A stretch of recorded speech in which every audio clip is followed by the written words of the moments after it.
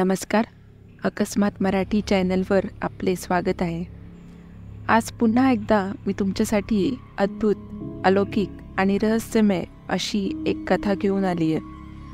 पण कथा सुरू करण्यापूर्वी जर तुम्ही चॅनलवर नवीन असाल तर चॅनलला सबस्क्राईब नक्की करा आणि सोबतच बेल आयकॉनवर देखील क्लिक करा, जेणेकरून तुम्हाला नवनवीन कथांचे नोटिफिकेशन्स मिळत राहतील.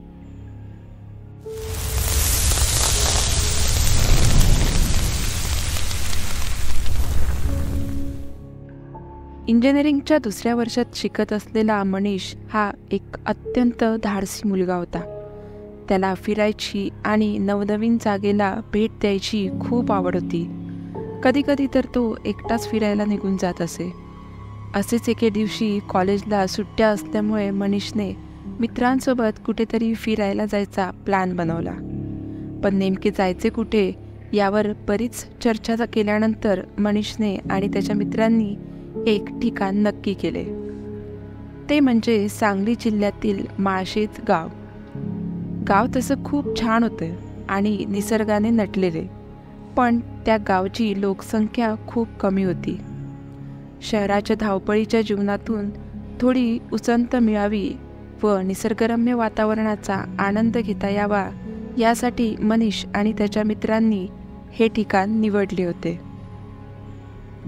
तिथे जायचा दिवस नक्की झाला आणि मनीष आणि त्याचे मित्र सगळे सामान घेऊन एका प्रायव्हेट गाडीने तिथे जाण्यास निघाले.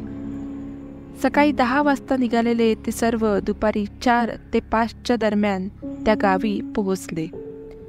त्यांनी राहण्यासाठी तिथल्या एका हॉटेलमध्ये रूम बुक केली होती. तिथे ते 3 दिवस राहणार होते. गावात पोहोचल्यावर मनीषला एक गोष्ट जरा विचित्र वाटली. तिथले सगळे लोक संध्याकाळी 6 वाजता दुकान बंद करून घरी जात होते. त्याने न राहून समोरून सायकलवरून येत असलेल्या एका माणसाला विचारले, "काय हो काका, दुकानं एवढं लवकर का बंद करत आहेत सगळे?" तेव्हा तो म्हणाला, "तुला माहीत नाही का, आज 10 डिसेंबर आहे." तेव्हा मनीष त्याला म्हणाला, "मग काय झाले?" त्यावर त्या माणसाने जे उत्तर दिले ते ऐकून मनीष एकदम चकितच झाला. ते म्हणाले, "गावाच्या वेशीजवळ एक मोठा वाडा आहे. सुमारे 50 वर्षांपूर्वी त्या वाड्यात एक लग्न होते. लग्नाची सगळी तयारी चालू होती. आचारी लोक स्वयंपाक बनवत होते. पण अचानक स्टोव्हचा भडका उडाला आणि त्या वाड्याला आग लागली. आगीमध्ये सगळे काही भस्मसात झाले. अनेक माणसे, लहान मुले मृत्युमुखी पडली. आजही त्या वाड्यातून लग्नाचा आवाज, तिथल्या जेवणाचा वास आणि मेहंदीचा वास येतो. रात्रीचा बँड बाजा ऐकायला येतो. त्यामुळे आज सर्वजण लवकर झोपतात." लहानपणापासूनच भूतप्रेताच्या कथा वाचायला आणि ऐकायला आवडत असणाऱ्या मनीषला ही कथा खूप छान वाटली आणि त्याचे वाड्याविषयीचे कुतूहल जागे झाले. त्यामुळे त्याने ठरवलं की आज या वाड्यात जायचं आणि तिथे खरंच असं काही घडते का ते पाहायचे. रात्रीचे जेवण झाल्यानंतर त्याने मित्रांना त्याच्यासोबत वाड्यावर येण्यासाठी विचारले, पण कोणीही तिथे यायला तयार झाले नाही आणि "तू सुद्धा इतक्या रात्रीचे तिथे जाऊ नकोस" अशी मित्रांनी मनीषला ताकीदच दिली. मनीष तेवढ्यापुरते मित्रांना ठीक आहे असे तर म्हटला, पण त्याच्या डोक्यातून अजूनही वाड्याबद्दलचे विचार जात नव्हते. एकदा तरी भूताचा अनुभव घ्यायचा ही त्याची लहानपणापासूनची इच्छा त्याला स्वस्थ बसू देत नव्हती. रात्री सगळे झोपल्यावर मनीष एकटाच त्या वाड्याकडे जायला निघाला. त्याने सोबत एक बॅग घेतली होती, ज्यामध्ये व्हिडिओ शूट करण्यासाठी एक कॅमेरा, टॉर्च, पाण्याची बॉटल आणि एक गणपतीची मूर्ती असे सर्व सामान होते. रात्रीचे 11:30 वाजले होते. सगळीकडे एकदम शांतता असल्याने रातकिड्यांचा आणि कुत्र्यांच्या भुंकण्याचा आवाज स्पष्ट येत होता. हा वाडा तसा गावापासून लांब होता, पण तरीसुद्धा गावकऱ्यांना वाड्यातल्या बँड बाजाचा आवाज ऐकू यायचा. काही लोक तर जेवणाच्या सुगंधाने वाड्यात गेले पण होते, पण ते परत कधीच आले नाही. वाडा खूप जुना असल्याने सर्व भिंती कुजलेल्या अवस्थेत होत्या. वाड्याभोवताली काहीच प्रकाश नव्हता, फक्त काळोख होता. मनीष रात्रीचे 12:15 वाजता तिथे पोहोचला. त्याच्या एका हातात टॉर्च आणि दुसऱ्या हातात कॅमेरा होता. वाड्याचा गेट उघडून तो आत शिरला. सुकलेल्या पानांवर पाय ठेवत असल्यामुळे पानांचा आवाज होत होता. वाड्याच्या बाहेर 2 झोके एकमेकात अडकून पडले होते. मनीष हळूहळू पुढे जात होता. अचानक थोडी थंडगार हवा आली आणि त्याला कसला तरी आवाज ऐकू येऊ लागला. ते 2 झोके आता हालत होते, पण सरळ नाही तर आडवे. मनीषने ते कॅमेऱ्यात शूट केलं आणि तो पुढे निघाला. वाड्याचा दरवाजा अर्धा उघडा होता, पण मनीषने दरवाजाला हात लावल्यावर तो दरवाजा वाड्याच्या आतल्या बाजूला पडला. इतक्यात मनीषच्या समोरून एक काळं बकरू गेलं. मनीष आता वाड्याच्या आत आला होता. तो थोडा पुढे गेला आणि हातातल्या कॅमेऱ्याने सगळे शूट करू लागला. इतक्यात एक लहान मूल त्याच्या पाठीमागून पळत गेले, पण त्याने मागे वळून पाहिले तर तिथे कोणीच नव्हतं.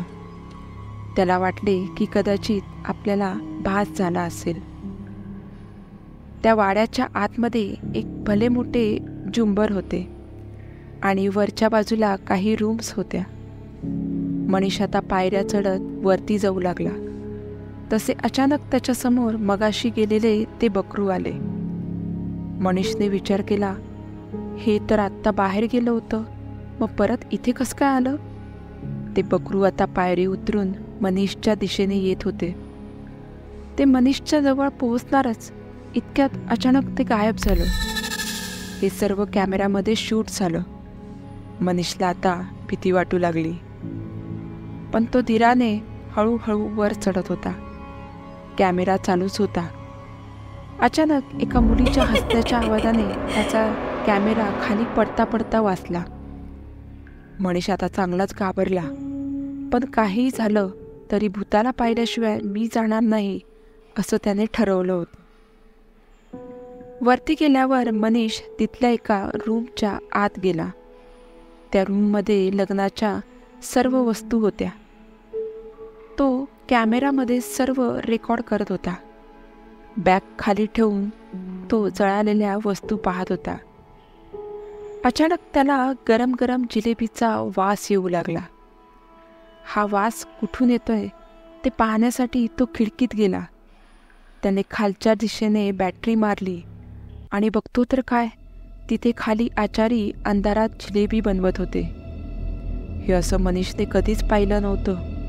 आता तर तो पुरता घाबरला आणि आता इथून निघून जाणेच योग्य राहील असा विचार करत तो रूमच्या बाहेर आला आणि त्याने जे पाहिले ते एकदम भयानक होते. ज्या पायऱ्या चढून तो वर आला त्या तिथे नव्हत्याच. अरे बापरे, आता खाली कसं जायचं असा विचार करत असतानाच त्याला रूमच्या आतमधून पैंजणांचा आवाज येऊ लागला. तो आवाज हळूहळू त्याच्या जवळ येत होता. जणू काही कोणीतरी त्याच्या दिशेने चालत येत आहे.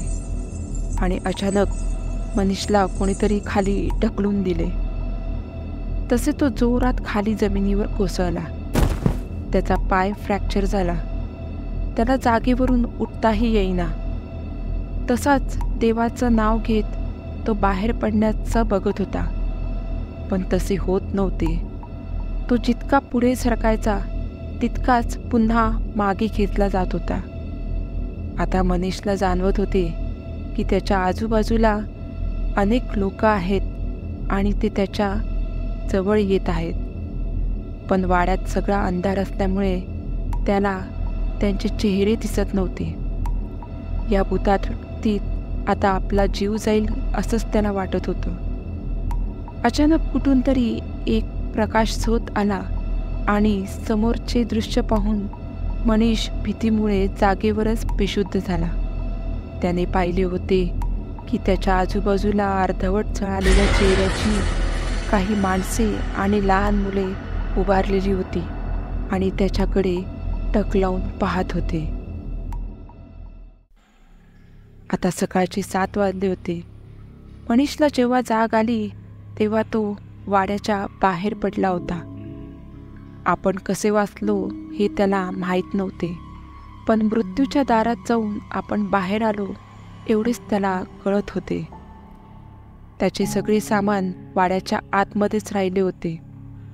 तो कॅमेरा ज्यामध्ये त्यानं काल रात्रीचे सगळा थरार शूट केला होता तो सुद्धा आतमध्येच होता. पण आता मात्र मनीषची वाड्याच्या आत जायची अजिबात हिंमत होत नव्हती. थोड्या वेळाने त्याचे मित्र त्याला शोधत शोधत यायला आले. मनीषने त्यांना रात्री घडलेला सगळा प्रकार सांगितला. मित्रांनी त्याला धीर दिला आणि तुझे दैव बलवत्तर होते म्हणून तू वाचलास असे ते म्हणाले आणि त्याला घरी घेऊन गेले. पण वाड्यावर गेलेला आजपर्यंत कोणीही परत आलेला नसताना मनीष त्यातून कसं काय वाचला हे अजूनही एक रहस्यच आहे. तर मित्रांनो, आजची ही कथा तुम्हाला कशी वाटली हे मला कमेंट करून नक्की सांगा आणि व्हिडिओ आवडला असल्यास चॅनलला लाईक आणि सबस्क्राईब करा. भेटूया पुढच्या अशा एका थरारक कथेमध्ये. तोपर्यंत धन्यवाद.